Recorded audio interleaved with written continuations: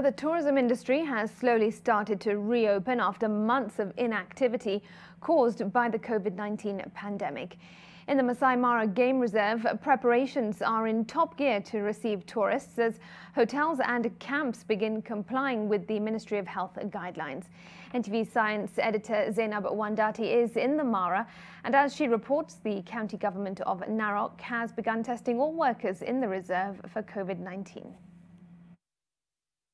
When you see vehicles parked like this in the Maasai Mara Game Reserve, something is happening, and usually it has everything to do with the wildlife. Either they're hunting or there's a special sighting of the animals. But this time around, this parking has nothing to do with the wildlife.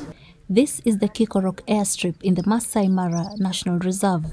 Today, it is not receiving any flights as its grounds have been converted into a mass testing site for COVID-19. The county government of Narok has moved to screen every single worker in every single hotel and camp for COVID-19 before the reserve can fully open for tourists.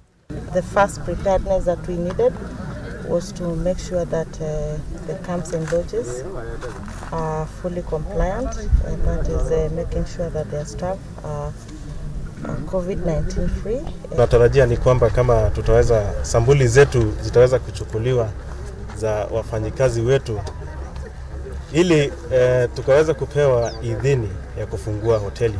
I brought 25 of my staff members for this testing, and this is just in line with the guidelines from the Ministry of Health and the Ministry of Tourism. The Mara is believed to employ at least 5,000 people, many of who lost their jobs when the COVID-19 struck and paralyzed the tourism industry.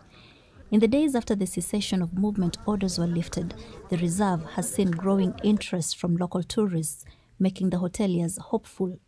Will you be rehiring the staff you've had to let go of? Yes, this is in plan.